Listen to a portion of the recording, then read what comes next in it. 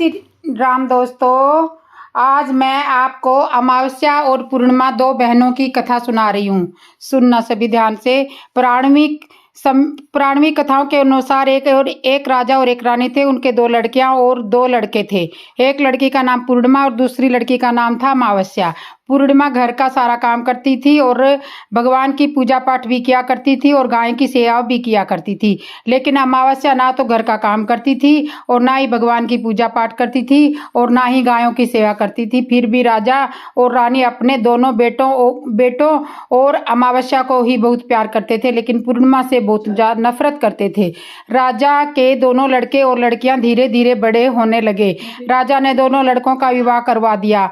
इसके बाद रानी ने कहा कि तुम्हारी लड़कियां भी इसके बाद रानी ने कहा कि दोनों लड़कियां भी विवाह के योग्य हो गई है, तो इनके लिए भी कहीं से जाकर रिश्ता तय करके विवाह करवा दो। लेकिन अमावस्या का विवाह किसी बड़े घर में करना और पूर्णिमा को किसी गरीब घर में दे देना, क्योंकि पूर्णिमा को घर का काम करना और भगवान की पूजा पाठ करना होता है और गाय की सेवा भी करनी होती है। उसे यही पसंद है। अब रानी ने राजा को दोनों बहनों का रिश्ता करने के लिए भेज दिया। तो राजा अपने पड़ोसी राज्य के राजकुमार से अमावस्या की शादी का रिश्ता तय कर देते हैं और उसी गांव के एक गरीब लड़के के पूर्णिमा की शादी का रिश्ता तय कर देते हैं। राजा अपनी रानी को दोनों बहनों की शादी के रिश्ते के बारे में बताते हैं। तो रानी अब सोचती है कि पूर्णिमा की भगवान कैसे मदद करते हैं, क्योंकि यह पूजा पाठ बहुत करती है और गाय की सेवा भी करती है। लेकिन पूर्णिमा के और भाई और भौजाई पूर्णिमा से बहुत प्यार करते थे, क्योंकि पूर्णिमा उनका घर के काम में हाथ बटवाती थी।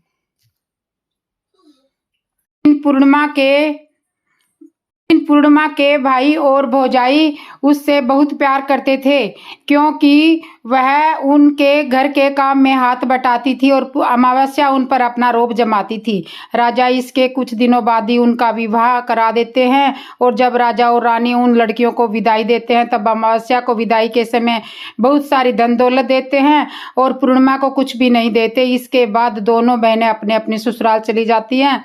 अब एक दिन अमावस्या ने अपने घर शिव चर्चा रखी। उसमें पूरे गांव वालों को अपने घर में बुलाया, लेकिन पूर्णिमा को नहीं बुलाया। जब गांव की औरतों अमावस्या के यहाँ जा रही थी, तब पूर्णिमा भी दरवाजे के बाहर बैठी हुई थी। तो उन औरतों ने कहा पूर्णिमा से कि तुम्हारी बहन ने शिव चर्चा करवा रखी है, तुम नहीं चलोगी क्या? पूर्णिमा ने कहा मुझे तो बुलावा ही नहीं है, तो क्या हुआ, यहाँ तो भगवान की शिव चर्चा है, तुम चलो हमारे साथ। पूर्णिमा उन औरतों की बात मानकर उनके साथ चली गई। जब अमावस्या की नज़र पूर्णिमा पर पड़ी तो अमावस्या ने गुस्से में आकर पूर्णिमा से कहा कि तू यहाँ कैसे चली आई है, तुम्हें तो मैंने बुलाया ही नहीं था। खैर कोई बात नहीं, आ गई तो आ गई, तो चुपचाप बैठे रहना और इधर उधर मत घूमना। इस तरह से अमावस्या ने पूर्णिमा को गरीबी का मजाक उड़ाया। अमावस्या की बातें सुनकर पूर्णिमा की आंखों में आंसू की धारा बहने लगी और भगवान शिव से हाथ जोड़कर मन ही मन विनती करने लगी कि ये भगवान, क्या पूजा पाठ करना, घर का काम करना और गायों की रक्षा करना क्या गलत है? आखिर मेरा कसूर क्या है? आप कब कृपा करेंगे मुझ पर? पूर्णिमा बार बार भगवान से यही कहती रही। जितने में शिव चर्चा पूरी हुई, अब अमावस्या भगवान का प्रसाद बांटने लगी। तो उसने सबको प्रसाद दिया, लेकिन पूर्णिमा को प्रसाद नहीं दिया। पूर्णिमा बिना प्रसाद के ही घर लौटने लगी। तो रास्ते में उसने सोचा कि बच्चे प्रसाद मांगेंगे तो मैं उन्हें क्या दूंगी और क्या कहूंगी। उसने कहा कि मैं अपने मायके अपने भाई और भौजाई के यहाँ जाऊंगी और वहां से बच्चों के लिए कुछ लेकर आऊंगी। ऐसा सोचने लगी।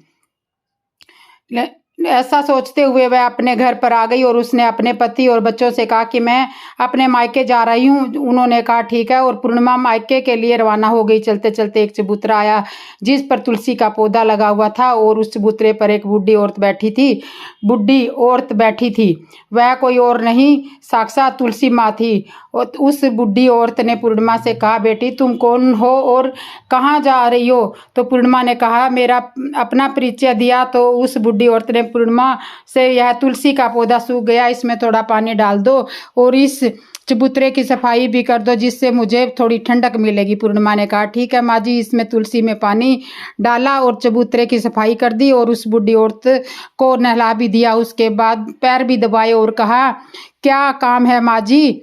उसने कहा अब कुछ नहीं, अब तुम जाओ और वापस आते समय मुझसे मिलकर जाना। पूर्णिमा ने कहा ठीक है माँ जी। और वह वहाँ से रवाना हो गई। चलते चलते वह आगे शिव मंदिर आया। वहाँ पर एक बूढ़े बाबा जी मिले और चबूतरे पर बैठे हुए थे। वह कोई और नहीं साक्षात शिव भगवान महादेव थे। उन्होंने पूर्णिमा से कहा बेटी तुम कौन हो और कहाँ जा रही हो? पूर्णिमा ने अपना परिचय दिया। इस पर बूढ़े बाबा ने पूर्णिमा से कहा इस चबूतरे और इस मंदिर की सफाई कर दो बेटी। पूर्णिमा ने कहा ठीक है बाबा। और उसने चबूतरे और मंदिर की सफाई की और पूजा पाठ की और उस बूढ़े बाबा को भी नहला दिया और कहा और क्या काम है बाबा? उस पर बूढ़े बाबा ने कहा कुछ नहीं बेटी, अब तुम जाओ और वापस आते टाइम मुझसे मिलकर जाना। पूर्णिमा ने कहा ठीक है बाबा। और वहाँ कहा ठीक है बाबा और वहां से रवाना हो गई। और आगे चलते चलते काली का मंदिर आया। वहां भी एक बुढ़ी औरत चबूतरे पर बैठी थी। उस बुढ़ी औरत ने पूर्णिमा से कहा तुम कौन हो बेटी और कहाँ जा रही हो? पूर्णिमा ने अपना परिचय दिया। तब बुढ़ी औरत ने कहा पूर्णिमा क्या बेटी?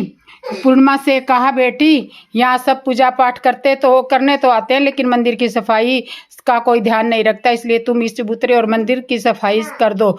पूर्णिमा ने कहा ठीक है माँ जी। अब पूर्णिमा ने मंदिर और चबूतरे की सफाई कर दी और पूजा पाठ भी कर दिया और माता का श्रृंगार भी कर दिया और उस बुढ़ी औरत को भी नहला दिया और बुढ़ी औरत के पैर भी दबाए। और पूर्णिमा ने कहा और क्या काम है माँ जी? तब उस औरत ने कहा कुछ नहीं, तुम जाओ और वापस आते टाइम मुझसे मिलकर जाना। तब पूर्णिमा ने कहा ठीक है माँ जी। इसके बाद वो वहाँ से रवाना हो गई। थोड़ा आगे चलते चलते एक नदी आई और नदी के किनारे भी एक बुढ़ी औरत बैठी थी। वह साक्षात गंगा मैया थी। उस बुढ़ी औरत ने कहा तुम कौन हो बेटी? तुम कहाँ जा रही हो? पूर्णिमा ने अपना परिचय दिया। इसके बाद उस औरत ने पूर्णिमा से कहा इस नदी पर स्नान करने तो सब आते हैं लेकिन यहाँ साफ सफाई का कोई ध्यान नहीं करता, इसलिए तुम इस किनारे पर साफ सफाई कर दो। पूर्णिमा ने कहा ठीक है माँ जी। और पूर्णिमा ने वहाँ पर साफ सफाई कर दी और उस बुढ़ी औरत के पैर भी दबाए और कहा क्या काम है माँ जी? उस बुढ़ी औरत ने कहा कुछ नहीं बेटी, अब तुम जाओ और वापस आते टाइम मुझसे मिलकर जाना। इसके बाद पूर्णिमा नाव में चढ़ने लगी तो नाव फूलों से सजी हुई थी। वह नाव में डूबकर नदी के दूसरे किनारे पर नाव में बैठकर नदी के दूसरे किनारे पर पहुंच गई। उसके बाद वह अपने पियर के घर पहुंच गई। वहाँ पर पूर्णिमा के भाई और भौजाइयों ने देखा तो वो बहुत खुश हुए और उन्होंने पूर्णिमा की बहुत खातिरदारी की और खूब सारी बातें करी और कहा कि बच्चों को भी साथ लेकर आती। इसके बाद सब रवाना खाना खा करके सो जाते हैं। और सुबह जब पूर्णिमा ने अपने ससुराल जाने के लिए कहा तो भाभीियों ने उसे एक लाल साड़ी दी और एक थैले में बच्चों के लिए कपड़े और खाने पीने का सामान रख दिया और कहा कि तुम बहुत दिनों के बाद आती हो, जल्दी जल्दी आया करो। पूर्णिमा ने कहा ठीक है। इसके बाद पूर्णिमा की भाभीियों ने पूर्णिमा को हाथ जोड़ करके हाथ में थैला दिया और कहा कि जाओ और वापस जल्दी आना। इसके बाद पूर्णिमा वहां से रवाना हो गई और उसी नदी के किनारे पहुंच गई। नाव में बैठकर नदी के दूसरे किनारे पर उतर गई। वहां पर उतरने के बाद पूर्णिमा को वही बुढ़ी माँ मिली जो साक्षात गंगा मैया थी। उस बुढ़ी माँ ने कहा आ गई हो बेटी? पूर्णिमा ने कहा हाँ माँ जी मैं आ गई हूँ। उस बुढ़ी माँ ने पूर्णिमा को एक थैला दिया और कहा कि इसको तुम अपने घर जाकर ही खोलना। पूर्णिमा ने कहा ठीक है माँ जी। पूर्णिमा के पास 2 थैले हो गए। उन्हें लेकर वह वहां से रवाना हो गई। पूर्णिमा अब आगे चली तो उसको काली का मंदिर दिखाई दिया। वहां भी एक बुढ़ी माँ मिली। उस माँ के रूप में बैठी बुढ़ी माँ काली के रूप में बैठी थी। उसने भी कहा आ गई बेटी? पूर्णिमा ने कहा हाँ माँ जी मैं आ गई। तो काली माँ ने भी एक थैला दिया और कहा कि इसे भी घर जाकर खोल लेना। पूर्णिमा ने कहा ठीक है माँ जी। और पूर्णिमा के पास सब 3 थैले हो गए। पूर्णिमा ने एक थैला सर पर रख लिया और एक हाथ में एक थैला एक हाथ में पकड़ लिया और वहां से रवाना हो गई। और आगे चली तो वही भगवान शिव का मंदिर आया। वहां पर भगवान शिव बुढ़े बाबा के रूप में बैठे थे। तो उन्होंने कहा बेटी आ गई हो? तो पूर्णिमा ने कहा हाँ बाबा मैं आ गई हूँ। तो उस बुढ़े बाबा ने भी पूर्णिमा को एक थैला दिया और कहा कि बेटी इसे घर जा करके खोलना। पूर्णिमा ने कहा ठीक है बाबा। अब पूर्णिमा के पास 4 थैले हो गए। अब भला वो अकेली 4 थैलों को कैसे ले सकती थी, इसलिए उसने पुरानी साड़ी निकाली और उन 4 थैलों को साड़ी में इकट्ठा बांध लिया। और अब पूर्णिमा वहाँ से आगे रवाना हुई और थोड़ा आगे चली तो वही तुलसी माँ बुढ़ी औरत के रूप में बैठी हुई थी। उसने पूर्णिमा को कहा, आ गई हो बेटी? तो पूर्णिमा ने कहा, हाँ माँ जी मैं आ गई हूँ। तो तुलसी माँ ने भी पूर्णिमा को एक थैला दिया और कहा कि इसे भी घर जाकर खोल लेना। पूर्णिमा ने कहा, ठीक है माँ जी। अब पूर्णिमा के पास 5 थैले हो गए। पूर्णिमा वहाँ से रवाना हुई, सीधे अपने घर आ गई। पूर्णिमा ने थैलों को नीचे रखा और सबसे पहले अपने मायके का थैला खोल कर देखने लगी तो उसमें बच्चों के लिए अच्छे अच्छे कपड़े और बच्चों के लिए खाने की बहुत ही अच्छी अच्छी चीज़ें और गहने थे। पूर्णिमा ने अपने बच्चों को वो कपड़े पहनाए और खाने के लिए चीज़ें दी और बच्चे खूब खुश हुए। अब पूर्णिमा ने दूसरा थैला खोला तो उसे गंगा माँ ने उसको गंगा माँ ने दिया था, उसमें सोना चांदी भरा हुआ था। अब पूर्णिमा ने तीसरा थैला खोला तो उसे काली माँ ने दिया था, उसमें 16 श्रृंगार भरा हुआ था। अब पूर्णिमा ने चौथा थैला खोला तो भगवान शिव ने दिया था, उसमें धन संपत्ति और बहुत सारी खुशियाँ भरी हुई थी।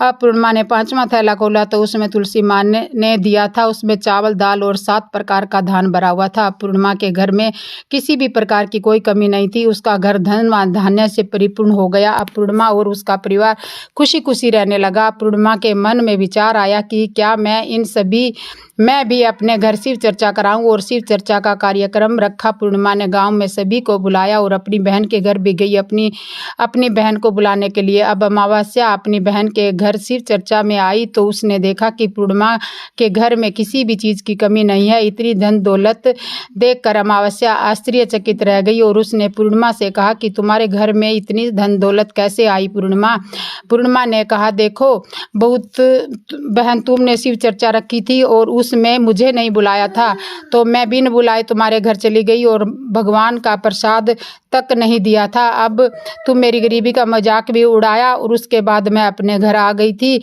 तो रास्ते में मेरे मन में विचार आया कि घर पर बच्चे जब प्रसाद मांगेंगे तो उन्हें मैं क्या कहूँगी, इसलिए मैंने सोचा कि मैं अपने मायके जाऊँ और वहाँ से मायके चली गई और जो कुछ भी घटना हुई है सब भगवान को ही पता है। तब अमावस्या ने पूर्णिमा से कहा कि तुम भी मुझे प्रसाद मत दो और मुझे डांटो, लेकिन पूर्णिमा ने कहा कि यह तो भगवान का प्रसाद है, मैं तो सबको दूंगी और तुम्हें भी दूंगी।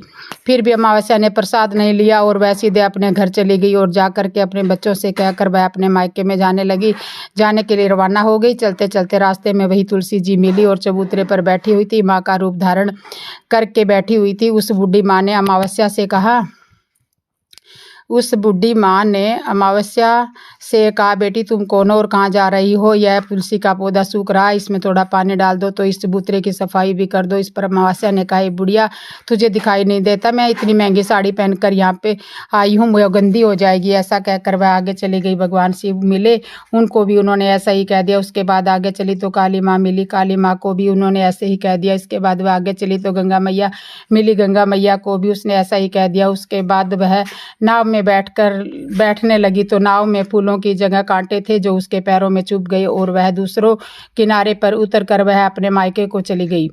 तब वहाँ उसकी भौजाइयों ने देखा तो वे आपस में धीरे धीरे से बोली, काम की न काज की, 2.5 सेर अनाज की ये बला कहाँ से आ गई? अब आ ही गई तो ठीक है, पूर्णिमा तो अपने काम में हाथ बटाती है, यह तो कोई काम भी नहीं करेगी। अब उन्होंने खाना बनाया और खाकर सो गई। अमावस्या सुबह उठी और अपनी भौजाइयों से कहा कि मैं अपने ससुराल जा रही हूँ।